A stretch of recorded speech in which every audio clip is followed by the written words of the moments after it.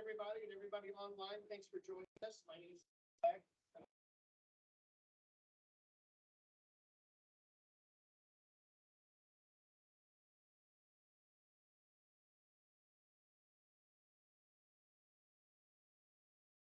Thank all of you today.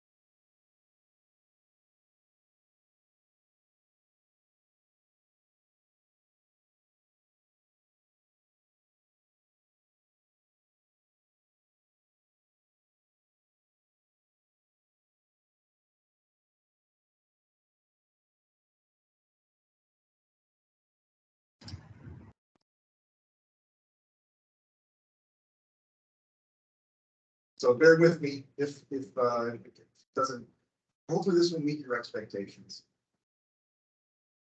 Yes, I'm the CFO here at Lindenwood. I grew up in Belleville and had a around the country, uh, Florida, Dallas, Michigan, and Connecticut, where Yale is, and now here. Like, I went to Mizzou and studied accountancy with that program, and worked on my CPA after I got out of college. But what I want to do was just talk to you a little bit about some of those hard choices. So, when I was in school, by planning for this event, I'm trying to come up with ways to relate to you in your age. And when I was your age, I didn't know what I wanted to do. I had no idea what I wanted to do, but I wanted to study business because the world revolves around business. You've all made good choices in your life and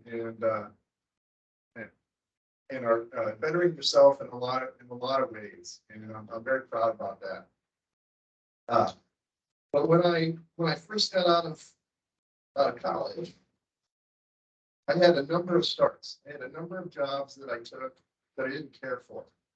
Okay, but what they did was each one of them gave me a little bit of experience in a different way that built upon itself. And I think it's the right way to approach your career in thinking of not as jobs as permanent basis, but as a launching pad. So, for instance, when I was a CPA, I worked up here in Clayton, and when you're in public accounting, you're basically a consultant, and you spend a lot of time working on a lot of different companies, a lot of different entities. So you see many issues, but you stay at a fairly high level. It's a fairly superficial look. So once I got going in that career, I realized that it wasn't for me. I could do it, but I wanted to get into something that was a little bit more permanent and wanted to get involved in manufacturing, something that would give me a different way to learn. Okay, so when I did that, I made a change when I was about 24. And I went into internal auditing and traveled around the country. But one of the things that helped me along the way is when I was in internal auditing, there was a fraud that occurred at one of our divisions. And I'll never forget this day, but there were about 5 of us that worked on that team, the internal auditing team.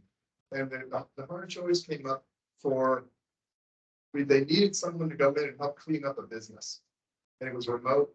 It wasn't an ideal location. There were only 5 of us in that, or 5 or 6 of us. No one else raised their hand to do that, to get involved in that entity. I was crazy enough to do it. And I learned a ton about how things operate within a business once they go through some sort of fraud. And what this person was doing, the perpetrator, basically he was writing himself checks out of a petty cash account that added up to about $1 million. And he was doing this in very small chunks of money. The reason that he was caught was not because the internal controls within that entity helped isolate it. The bank basically caught it. The bank said, hey, they called up the company and said, there's a lot of unusual checks, all in about $5,000 range. We should look into this. And that's simply how that fraud was identified. So that hard choice of going down there and getting involved in that company helped me not only for that job, but the next one. So when a bigger plant came up available in Dallas, This time, the bosses didn't say, hey, which one of you wants to go do this? They picked me. They basically tapped me on the shoulder and said, you remember what you did over in Florida, responding to that fraud. I'd like you to go to another division in Dallas. And however, this one comes with a very big price tag. It was in one of the most unsafe neighborhoods in Dallas. And if you can think about how big Dallas is, but I'll never forget one day I came into the office and there were gunshots that someone had shot through the windows because they didn't like a supervisor. After I was there about a month, they lost a huge client. Their revenue was shrinking. They then asked me to close the division. They told me to put together a budget and figure out how we're going to wind down this operation in about 6 months. At that time, they told me that if I continued on with that plan, continued on with that workload, that they would find another bigger division for me to attend. And it was another hard choice. The parts of your career will vary. Your career, the places you work will take you on different paths, is my point. And these hard choices in life will benefit you. That went on for about a year. So that plant was sold. They then offered me a larger plant in Michigan. So this is all continuing on with that same line of work, that they had viewed me as somebody that would go the extra mile. And it's so important to you in your career, in your college education, is that you do go the extra mile. You need to volunteer to do these presentations. You can tell I'm not very good at speaking. This is at speaking in this manner. It's a hard choice for me to do this, to get up here and speak in front of you. I'm facing my fears. Okay, so I just want you to have an appreciation for that. The next point in my career, I was still in Michigan. I was about 30 years old then, and I decided that I wanted to get involved in high-level management. So instead of being sort of a division controller, I wanted to get involved in acquisitions. I wanted to get involved in new business development, new business modeling. So I was able to leverage that experience and end up moving out to Connecticut to get involved in as a group controller with Barnes Aerospace, Barnes Group.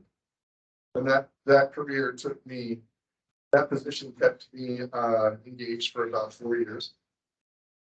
And after that period of time, I wanted to change again. So you'll notice that all of that strange experience, from the fraud acquisition to the plant closure to the larger union plant, and then now out into aerospace and acquisitions, all these things sort of built on top of each other. I didn't see it at the time, but that then helped me move into Yale University, because I had some experience with acquisitions, with new business investments, capital projects, how to fund capital projects, how to engage with banks, how to deal with the world in that unique manner. Was advantageous to Yale University, and I spent about 12 years. Decision to come to Lindenwood was really kind of driven during COVID, in that my family and I decided we were going to move back to St. Louis by family here. And I'm so glad I came to Lindenwood. I've only been here about 2 months, but it has such a charm. People are so nice. It's a very different environment where I came from.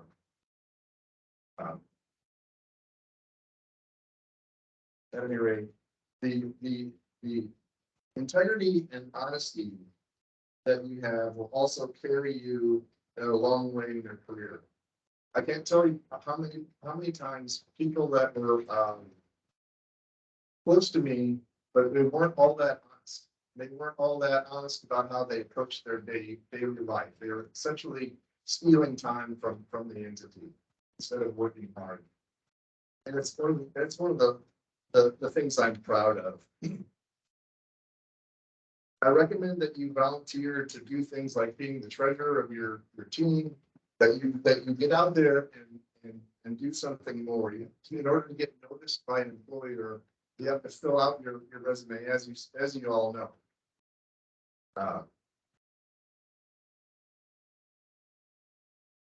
At any rate, I do have some things I want to talk to you about personal investing recommendations and things of that nature. But are there any questions at all about my career path? I went through that fairly quickly, and no questions. Okay. I'll ask them. Yeah. Go ahead. Someone starting out, they didn't really know what you wanted. Super common. And I think in today's culture, people are transitioning. I don't think that they do that. And tips for how to think about setting professional goals, how to kind of approach their careers. Walk through a lot of different things and progress with a lot of success. Kind of looking back, what are sort of maybe some big takeaways kind of into the few of them. But to see that there was anything else that kind of jumped out, that kind of some practical advice for somebody kind of starting out or thinking about things. Well, transitions in the business world often come very quickly. They often come in a surprising way. Keeping yourself open-minded to learning new things is always so important. I'm not sure I'm really answering the question correctly. We phrase that.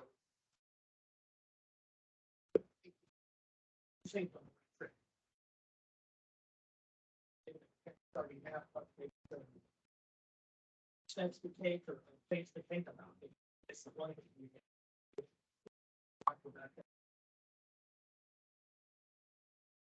You know, are there other things that can become big things?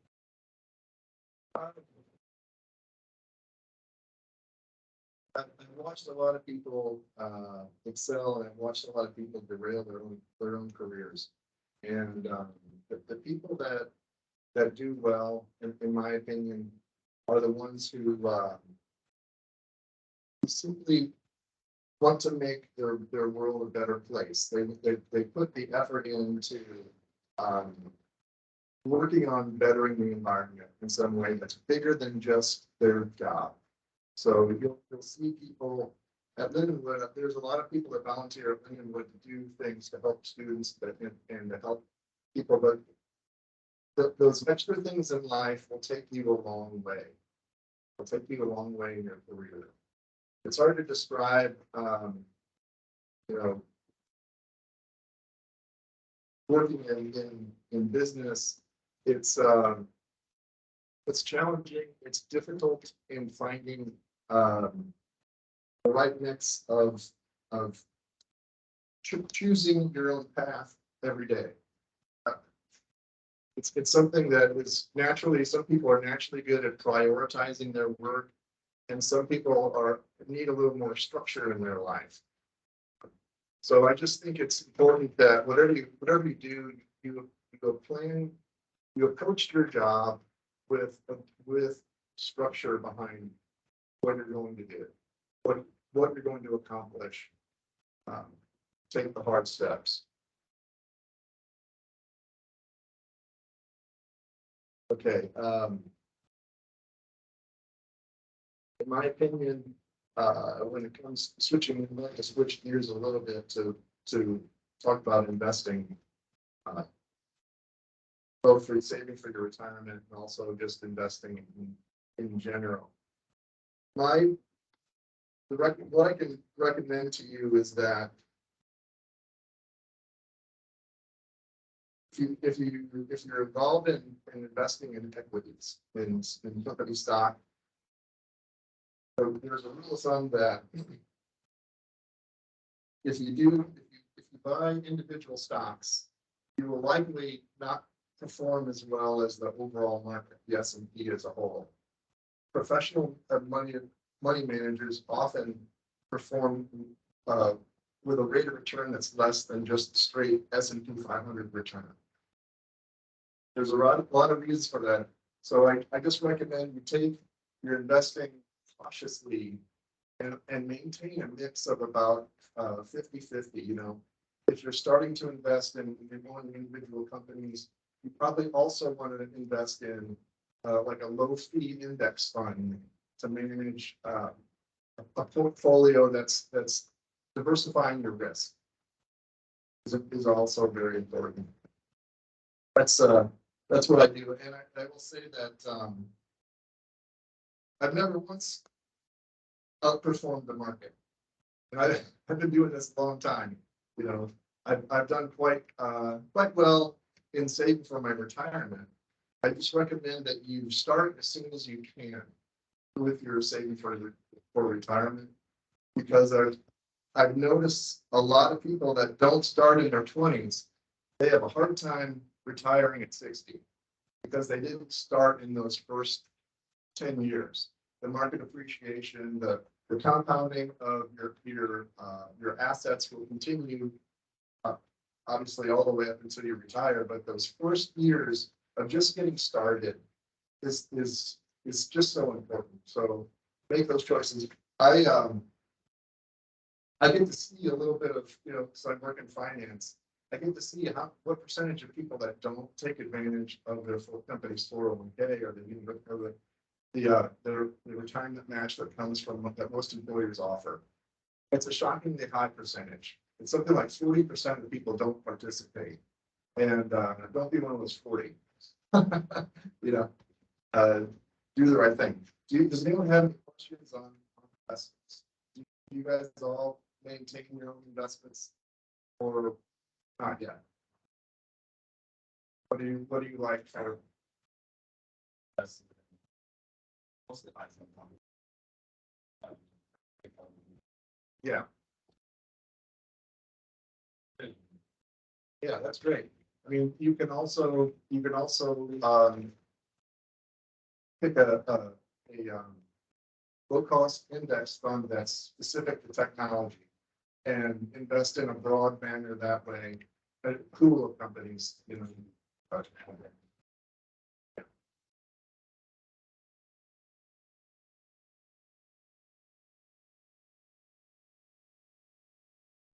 Any other questions?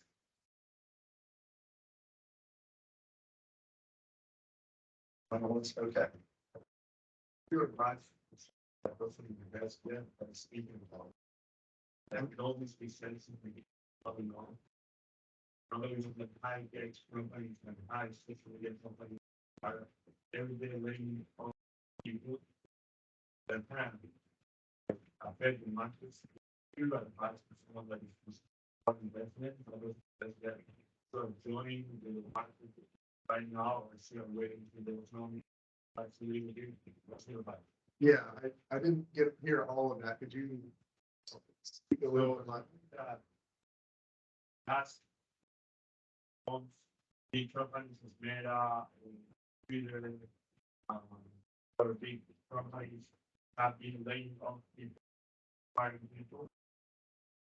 You think that with someone that doesn't invest yet, but is interested in investing, is that clear time to start and still wait the market is stabilized for you? Oh, whether to get into the market now, I personally think when it's time for investing, you need to invest consistently and trying to time the market is very hard to do. I mean, the market is so dependent upon the Federal Reserve and the interest rates that are out there. I think it's always a good time to invest and just keep doing it slowly in small amounts. And in time, you'll ride the ups and downs. There you go.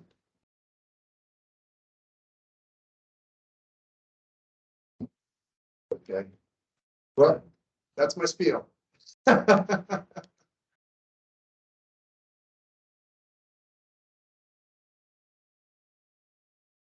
let's thank John, and then I've got a few things. And if does anybody online have any questions? I'll give you a second if anyone wants to respond. So anything related to kind of career advice, some financial tips? If everybody chimes in here.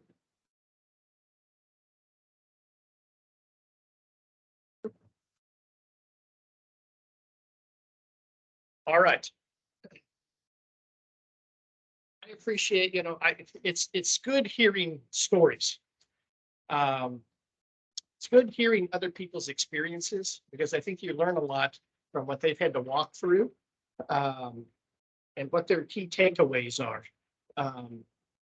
We all kind of have different kinds of experiences. So seeing what other people have done, how they've navigated the waters, the issues they've thought when they kind of look back and think, this is what was really important.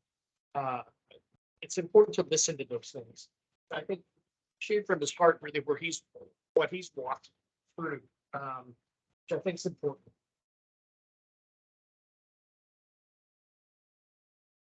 So I wanted to share just quickly a few resources that may be of interest and help, kind of exploring, thinking about some of these subjects. I mentioned Common Sense Economics earlier. So it's a great kind of easy read, thinking about personal finance topics and broader sort of economic issues to better understand kind of the world you live in and how to really navigate your waters to help you prosper and succeed in life.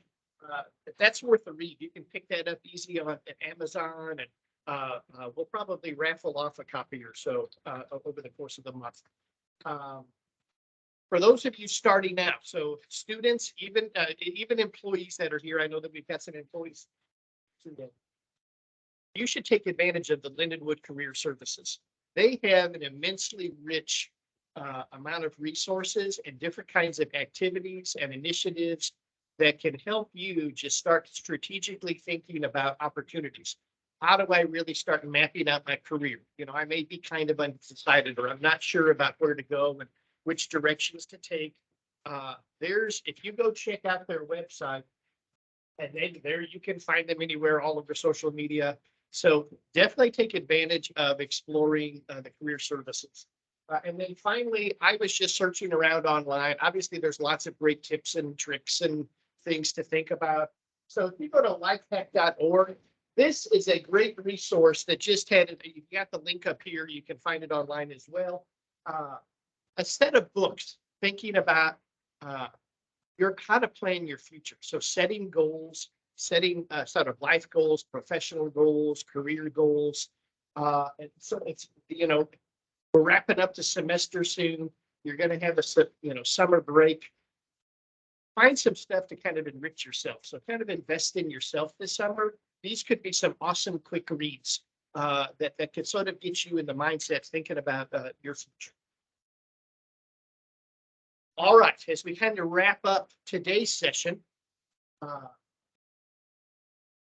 here's the link. You can use the QR code, or if it's easier to go to the internet link. So I've got an easy one with just a tiny URL. Here's the exit survey for today. It's just got a few short questions. Make sure if you're getting credit, make sure you provide your name and the name of the instructor that you're getting extra credit or some kind of incentive for. Okay. And submit that, because we're going to report that information back to your instructors. All right. So that is required for anybody that's doing that. All right. And to be eligible for any of the drawings, we're going to do some prize drawings. All right. Give away probably some books and different things like that over the course of the events. And so this is how we're going to be able to reach you. All right. I'll give you a minute to be to wrap that up. And as you're doing that, just a reminder, next Tuesday, so April 11th, right here in Dunseth and online, you're going to have, I think, a really exciting discussion about cryptocurrency from people who are actively involved and have researched this industry, thinking about sort of really the pros and cons, what's going on. Obviously, there's been a lot of changes going on in crypto markets. And obviously with, financial institutions sort of struggling with crypto connections, in the past month or so. So this is a really hot topic. So just, as John was thinking about, hey, here's some good tips for how to invest. A lot of people are curious about, you're seeing commercials and professional athletes and everybody kind of pushing cryptocurrencies. And so what does this really mean? Is this something I should get involved with? What are the risks involved? And I just need to better understand kind of what's going on. So next week's gonna, I think, be a really insightful, quite dynamic discussion about those topics. So we have Dr. Connie Hunt Ferrarini and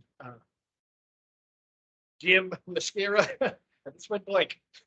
The director of the Center for Entrepreneurship, leading that discussion next week. So tune back in for, I think, a pretty exciting discussion about cryptocurrencies.